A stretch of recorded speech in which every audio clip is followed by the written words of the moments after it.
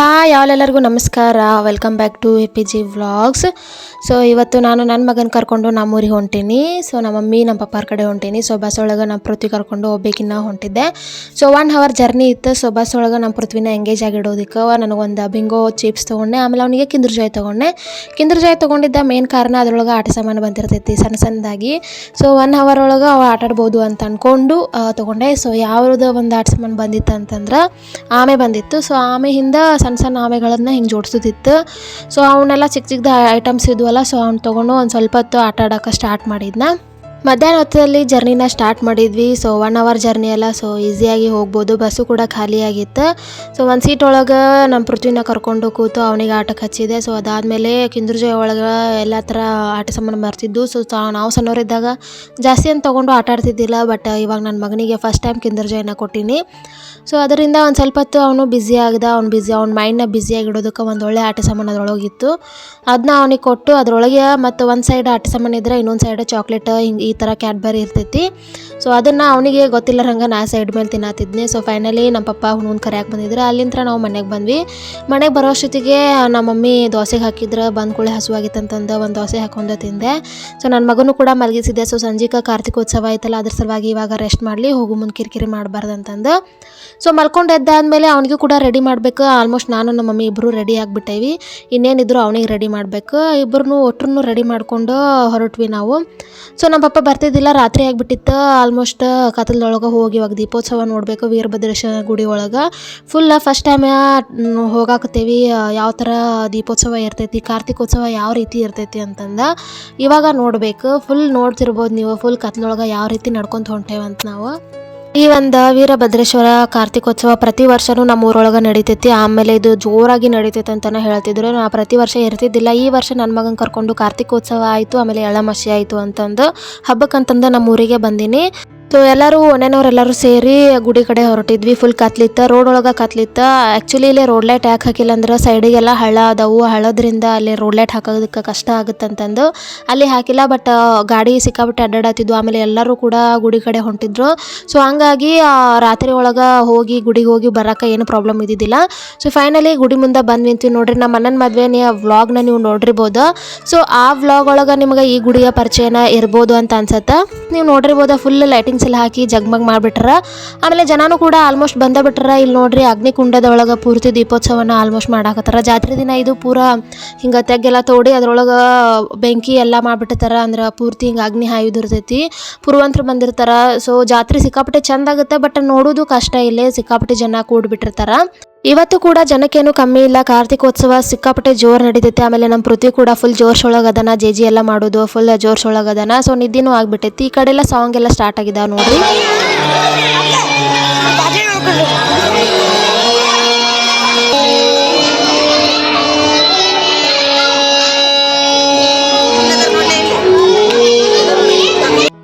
So ನೋಡಿದ್ರಲ್ಲ, ಆ ಕಡೆ ಪಿಯಾನೋ ಅದನ್ನೆಲ್ಲ ಹಿಡ್ಕೊಂಡು ಸಾಂಗ್ ಹೇಳ್ತಿರ್ತಾರೆ. ಆಮೇಲೆ ಈ ಕಡೆ ಎಲ್ಲರೂ ಸೇರಿ ಈ ಥರ ದೀಪನೆಲ್ಲ ಹಚ್ತಿರ್ತಾರೆ. ಚಿಕ್ಕ ಮಕ್ಕಳು ಕೂಡ ಈ ದೀಪ ಒಳಗೆ ಹಚ್ಚೋದೆ ಸಖತ್ತಾಗಿ ನೋಡೋಕೆ ಸಿಕ್ತು ನಮಗೆ. ಎಲ್ಲರೂ ಕೂಡ ಫುಲ್ ಇಂಟ್ರೆಸ್ಟ್ ಒಳಗೆ ಎಲ್ಲದು ಕಾರ್ತಿಕೋತ್ಸವನ ಫುಲ್ ಮಸ್ತ್ ಮಾಡಾಕತ್ತಿದ್ರು. ಇಲ್ಲಿ ಈ ಕಡೆ ಸ್ವಾಮಿಗಳು ಬಂದರು. ಅವರು ಕೂಡ ಇಲ್ಲಿ ಕೂತು ಒಂದು ಸ್ವಲ್ಪ ಭಾಷಣ ಅದನ್ನೆಲ್ಲನೂ ಮಾಡ್ತಾರೆ. ಅದಾದಮೇಲೆ ಎಲ್ಲರೂ ಕೂತು ಕೇಳ್ತಾರೆ. ಅದಾದಮೇಲೆ ದೀಪೋತ್ಸವನ ಮಾಡಿ ಕಾರ್ತಿಕ್ನ ಮುಗಿಸ್ತಾರೆ. ಸೊ ನಾವು ಕೂಡ ಒಂದಿಷ್ಟು ಪಣತಿಗಳನ್ನು ತೊಗೊಂಡು ಈ ಕಡೆ ಶಿವನ ಒಂದು ಲಿಂಗನ ಪೂರ್ತಿ ಡಿಸೈನ್ ಮಾಡಿ ಅದಾದಮೇಲೆ ಅದಕ್ಕೆ ದೀಪ ಹಚ್ಚೋದಂತಿತ್ತು. ಸೊ ನನ್ನ ಮಗ ಅದನ್ನೆಲ್ಲ ಮಾಡಕ್ಕೆ ಬಿಡಲ್ಲ. ಅಲ್ಲಿ ಎಲ್ಲರೂ ಅಕ್ಕಗಳು ಆಮೇಲೆ ಮಮ್ಮಿಗಳು ಎಲ್ಲರೂ ಸೇರಿ ಮಾಡತ್ತಿದ್ರು. ಸೊ ನಾನು ಪೃಥ್ವಿನ ಕರ್ಕೊಂಡು ಇರನನ್ನು ನೋಡೋಕೆ ಗರ್ಭಗುಡಿ ಒಳಗೆ ಹೋದೆ. ಬಟ್ ಅಲ್ಲಿ ಸಿಕ್ಕಾಪಟ್ಟೆ ಗದ್ಲಿತ್ತು, ನೀವು ನೋಡಿದ್ರಲ್ಲ. ಸೊ ಅದಕ್ಕೆ ವಾಪಸ್ ಬಂದೆ. ಈ ಕಡೆ ಎಲ್ಲರೂ ಬತ್ತಿ ಎಲ್ಲ ಹಾಸಿ ಅದಕ್ಕೆ ಎಣ್ಣೆ ಎಲ್ಲ ಹಾಕಿ ಫುಲ್ ದೀಪಕ್ಕೆಲ್ಲ ಪ್ರಿಪ್ರೇಷನ್ ಮಾಡಾಕತ್ತಾರ. ಸೊ ಪೂರ್ತಿ ಎಲ್ಲ ದೀಪೋತ್ಸವ ಈ ರೀತಿ ನಡೆಯತೈತಿ ನಮ್ಮ ಊರೊಳಗೆ. ನಮ್ಮ ಪೃಥ್ವಿನ ಫುಲ್ ಜೋರ್ಸೊಳಗದನ. ನಾವು ಕೂಡ 1-2 ದೀಪನ ಹಚ್ಚಿದ್ವಿ ಕಾರ್ತಿಕೋತ್ಸವಕ್ಕೆ. ಸೊ ಕಾರ್ತಿಕೋತ್ಸವ ಏನು ಅಂತಂದ್ರೆ ಇಲ್ಲಿ ದೀಪನ ಹಚ್ಚಿ ದೀಪನ ಬೆಳಗೋದು, ಆಮೇಲೆ ಎಣ್ಣೆ ತೊಗೊಂಬಂದಿರೋದು, ಪಳಾರ್ ತೊಗೊಂಬಂದಿರ್ಬೋದು, ಕಾಯಿ ಓಡಿಸೋದು, ಇದೇ ರೀತಿ ಕಾರ್ತಿಕೋತ್ಸವ ನಡಿತೈತಿ ನಮ್ಮೂರ ಕಡೆ. ಅಂದ್ರೆ ಹನುಮಪ್ಪನ ಕಾರ್ತಿಕದ ನಿಮಗೆ ವ್ಲಾಗ್ ಮಾಡಿ ತೋರಿಸ್ಬೇಕಿತ್ತು. ಬಟ್ ನಾ ಅವತ್ತು ಮದುವೆ ಮನೆಗೆ ಬಂದೆ. ಸೊ ಅವತ್ತಿನೂ ಕೂಡ ಅಲ್ಲಿ ಕಾಯಿ ಒಡೆದು ಕಾರ್ತಿಕೋತ್ಸವನ ನೆರವೇರಿಸ್ತಾರೆ. ಬಟ್ ಇಲ್ಲೇ ದೀಪೋತ್ಸವಗಳ ಮೂಲಕ ಕಾರ್ತಿಕೋತ್ಸವನ ನೆರವೇರಿಸ್ತಾರೆ. ಸೊ ನಾವು ಕೂಡ ಇಲ್ಲಿ ಫೈನಲ್ ಆಗಿ ಒಂದು ಡಿಸೈನ್ ನಿಮಗೆ ಕಾಣ್ತಿರ್ಬೋದು. ಒಂದು ಶಿವನ ಲಿಂಗದ ರೂಪನ ಇಲ್ಲಿ ಬರ್ದಿರ್ತಾರೆ. ಆಮೇಲೆ ಸ್ವಸ್ತಿಕ್ ಹಾಕಿರ್ತಾರೆ, ಓಂ ಬರ್ದಿರ್ತಾರೆ. ಅವ್ರಿಗೆ ಯಾವ್ಯಾವ ಥರ ಡಿಸೈನ್ ಬೇಕು ಆ ಥರ ಡಿಸೈನ್ನ ದೀಪಗಳಿಂದ ಅಲಂಕಾರ ಮಾಡಿ ಅದಾದಮೇಲೆ ದೀಪನೆಲ್ಲನೂ ಹಚ್ಚಿ ಇಡ್ತಾರೆ. ಆ್ಯಕ್ಚುಲಿ ಇಲ್ಲಿ ನಮ್ಮ ತಂಗಿಯಾರಿದ್ರು ಕೂಡ ಇನ್ನೂ ಸ್ವಲ್ಪ ಚೆಂದ ಹಾಕಿತ್ತು ಕಾರ್ತಿಕೋತ್ಸವ ಅಂತ ಅಂತ ಅನ್ನಿಸ್ತು. ಆ್ಯಕ್ಚುಲಿ ಎಲ್ಲರೂ ಕೂಡ ಒಂದು ಸೆಟಪ್ ಆಗಿದ್ರೆ ನಾನು ನಮ್ಮ ಪೃಥ್ವಿ ಫುಲ್ ಸೆಟಪ್ ಆಗಿಬಿಟ್ಟಿದ್ವಿ. ನಮ್ಮ ಪಲ್ಲು ನೋಡಿದ್ರಲ್ಲ ಯಾವ ರೀತಿ ಕೂತಿದ್ಲ ಅಂತಂದು. ಸೊ ಪೂರ್ತಿ ಎಲ್ಲ ಸೆಟಪ್ ಆದಮೇಲೆ ಎಲ್ಲರೂ ಕೂಡ ಕಾರ್ತಿಕೋತ್ಸವದ ದೀಪಗಳನ್ನ ಹಿಡ್ಕೊಂಡು ಪೋಸ್ ಎಲ್ಲ ಕೊಟ್ಟು ಫೋಟೋಸ್ ಎಲ್ಲ ತೊಗೊಂಬಂದ್ವಿ. ಸೊ ನೋಡ್ತಿರ್ಬೋದು ಶಿವಲಿಂಗ ಕಾಣಿಸಕತ್ತೈತಿ, ಬಟ್ ಅದು ದೀಪ ಎಲ್ಲ ಹಚ್ಚಿದಾದ್ಮೇಲೆ ಫೈನಲಿ ಲುಕ್ ಕಾಣಿಸ್ಲಿಲ್ಲ. ಅದಾದಮೇಲೆ ಎಲ್ಲರೂ ಕೂಡ ಫೋಟೋಸ್ ಎಲ್ಲ ತೊಗೊಂಡು ಅದಾದಮೇಲೆ ಆ ಕಡೆ ಗುಡಿ ಕಡೆ ಹೋಗಿ ಕಾಯೆಲ್ಲ ಹೊಡೆದು ಈರನ್ನಿಗೆ ಭೇಟಿಯಾಗಿ ಅಲ್ಲಿ ಕೂಡ ಎಣ್ಣೆ ದೀಪನ ಕೊಡಬೇಕು. ಸೊ ನನ್ನ ಮಗ ನನಗೆ ಫೋಟೋ ಪೋಸ್ ತೊಗೊಂಡು ಫೋಟೋನೆಲ್ಲ ತೊಗೊಳಕ್ಕೆ ಬಿಡಲೇ ಇಲ್ಲ. ಸೊ ಅಷ್ಟೋ ಇಷ್ಟೋ ಒಂದೆರಡು ಹಂಗೆ ಹಿಂಗೆ ಬ್ಲರ್ರಿ ಫೋಟೋಸ್ನೆಲ್ಲ ತೊಗೊಂಬಂದೆ. ಸೊ ಈ ಕಡೆ ಪ್ರಸಾದನೂ ಇರ್ತೈತಿ. ಪ್ರಸಾದಕ್ಕೆ ಬದ್ನಿಕಾಯಿ ಪಲ್ಯ, ಏನೈತಿ ಬುಂದೆ, ಆಮೇಲೆ ಹುಗ್ಗಿ, ಆಮೇಲೆ ಅನ್ನ ಸಾಂಬಾರು ಇದಿಷ್ಟು ಇತ್ತು. ಫಸ್ಟ್ ಬುಂದೆ ಆಮೇಲೆ ಬದ್ನಿಕಾಯಿ ಪಲ್ಯನ ಹಚ್ಕೊಂಬಂದು ನನ್ನ ಮಗನಿಗೆ ಬುಂದೆ ತಿನ್ಸಕ್ಕೆ ಹೋದೆ, ಬಟ್ ತಿನ್ನಲಿಲ್ಲ. ಆಮೇಲೆ ಅನ್ನ ಸಾಂಬಾರೆಲ್ಲ ಹಾಕ್ಸ್ಕೊಂಡು ಹುಗ್ಗಿನೆಲ್ಲ ಊಟ ಮಾಡಿದ್ವಿ. ಊಟ ಮಾಡಿ ಆದಮೇಲೆ ನಂದಿನ್ನೂ ಊಟ ಬಾಕಿ ಇತ್ತು. ನಾ ಊಟ ಮಾಡತ್ತಿದ್ದೆ. ನಮ್ಮ ಮಮ್ಮಿ ಊಟ ಮಾಡಿ ನಮ್ಮ ಪೃಥ್ವಿನ ಕರ್ಕೊಂಬಂದು ಇಲ್ಲಿ ಆಟ ಆಡ್ಸತ್ತಿದ್ರ. ಪೂರ್ತಿ ಲೈಟಿಂಗ್ ಇದು ಕಲರ್ ಲೈಟ್ ಎಲ್ಲ ಇದ್ವಲ್ಲ. ಸೊ ಅಲ್ಲಿ ಕೂತು ಆಟ ಆಡತ್ತಿದ್ನ. ಆಮೇಲೆ ಇಲ್ಲಿ ಫುಲ್ ವೀರಭದ್ರೇಶ್ವರನ ಒಂದು ಗರ್ಭಗುಡಿ ಹತ್ರ ಬಂದ್ವಿ. ಅಲ್ಲಿ ಏನೈತಿ ಪೂರ್ತಿ ಈ ರೀತಿ ಒಂದು ದೀಪದ ಸ್ಟ್ಯಾಂಡ್ ಇತ್ತಿದ್ರೆ ಸಖತ್ತಾಗಿ ಕಾಣಿಸತ್ತಿತ್ತ. ನನ್ನ ಮಗನೂ ಕೂಡ ಒಳಗಡೆ ಗರ್ಭಗುಡಿ ಒಳಗೆ ಕಳಿಸಿ ಆಶೀರ್ವಾದನ ಕೊಡಿಸ್ಕೊಂಬಂದೆ ಕೂತಿದ್ರು. ಬಟ್ ನನ್ನ ಮಗ ಫುಲ್ ಅಳಾತಿದ್ನ. ಫುಲ್ ಲೈಟ್ ಅದನ್ನೆಲ್ಲ ನೋಡಿ ಅಂಜಿಬಿಟ್ಟಿದ್ನ. ಫುಲ್ ಗದ್ಲ ಅಂದರೆ ಗದ್ಲ, ಸಿಕ್ಕಾಪಟ್ಟೆ ಗದ್ಲಿತ್ತು. ಬಟ್ ನಾವು ಒಳಗೆ ಬರೋ ಅಷ್ಟೊತ್ತಿಗೆ ಸ್ವಲ್ಪ ಕಡಿಮೆ ಇತ್ತು. ಸೊ ಅಷ್ಟರೊಳಗೆ ನಮ್ಮ ಮಗ ಎಲ್ಲರೂ ಗಂಟೆ ಹೊಡಿದು ನೋಡಿ ನಾನು ಕೂಡ ಗಂಟೆ ಹೊಡಿತೀನಿ ಅಂತ ಅನ್ನತ್ತಿದ್ದೆ. ಸೊ ಅವನಿಗೆ ಕೂಡ ಗಂಟೆ ಎಲ್ಲ ಹೊಡ್ಸತ್ತಿದ್ದೆ. ಸೊ ಸಣ್ಣ ಮಕ್ಕಳಿಗೆ ಎಲ್ಲರೂ ದೇವಸ್ಥಾನ ಕಡೆ ಹೋದಾಗ ಎಲ್ಲರೂ ಮಾಡೋದು ಇದು ಫಸ್ಟ್ ಕೆಲಸ ಅಂತ ನನಗೆ ಅನಿಸ್ತೈತಿ.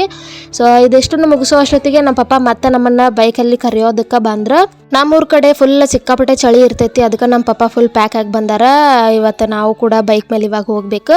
ಸೊ ಇದಿಷ್ಟು ಒಂದು ನಮ್ಮ ಊರಿಗೆ ಬಂದು ಕಾರ್ತಿಕೋತ್ಸವನ ಆಚರಣೆ ಮಾಡಿದ್ದಂಥ ವ್ಲಾಗ್ ಇದು. ನಿಮಗೆ ಇಷ್ಟ ಆಗುತ್ತೆ ಅಂತ ಅನ್ಕೊತೀನಿ. ಒಂದು ಸಿಂಪಲ್ ವ್ಲಾಗ್ ಅಷ್ಟೇ. ಸೊ ನೆಕ್ಸ್ಟ್ ವ್ಲಾಗ್ನಾಗ ಸಿಗೋಣ್ರಿ, ಎಳ್ಳ ಮಸಿ ವ್ಲಾಗ್ ಹಾಕ್ತೀನಿ. So thanks for watching. Bye.